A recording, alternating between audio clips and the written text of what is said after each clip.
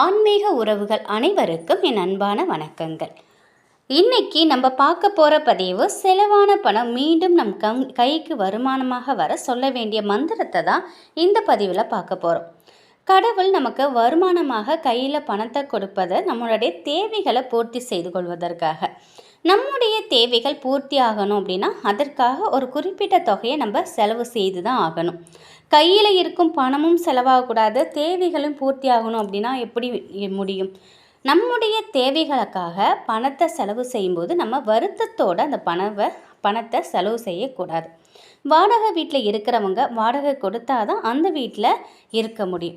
தினமும் பசி இல்லாமல் வாழணும் அப்படின்னா அதற்கான உணவுப் பொருட்களை பணம் கொடுத்து தான் நம்ம வாங்கணும்.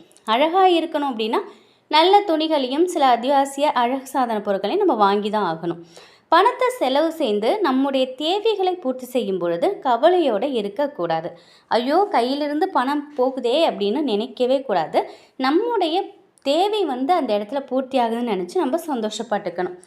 என்னதான் சொன்னாலும் செலவாகும்போது கொஞ்சம் மனசு நமக்கு வருத்தமாக தான் இருக்கும். செலவு செய்த பணம் மீண்டும் நம் கைக்கே வருமானமாக திரும்பி வரணும் அப்படின்னாக்கா சில விஷயங்களை கடைப்பிடித்தாலே போதும்.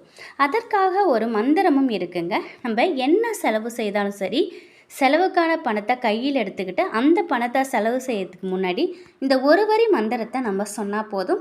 நம்ம செலவு செய்யக்கூடிய காசு திரும்பவும் நமக்கு வருமானமாக நம்ம கைக்கு வரும். அது என்ன மந்திரங்கிறத இந்த பதிவில் பார்க்கலாம்.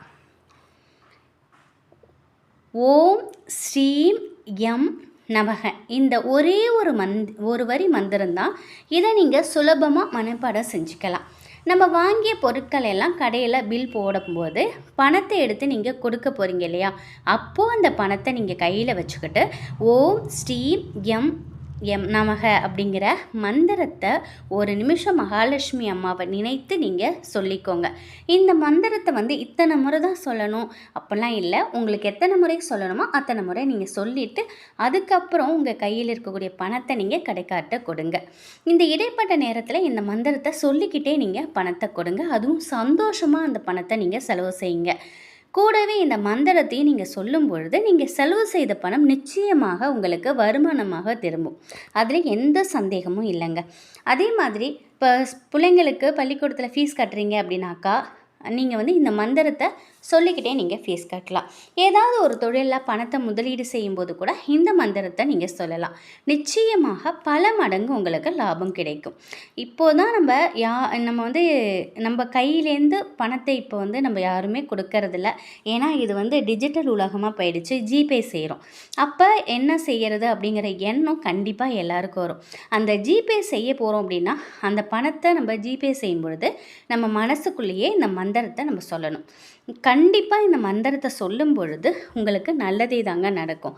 சந்தோஷமாக பணத்தை செலவு செய்கிறவங்களுக்கு சந்தோஷமான வருமானம் வந்துக்கிட்டே இருக்கும். அதில் எந்த மாற்று கருத்தும் கிடையாது. இந்த ஒரு வரி மந்திரம் சொல்கிறதுனால உங்களுக்கு எந்த ஒரு பாதகமும் ஏற்படாது.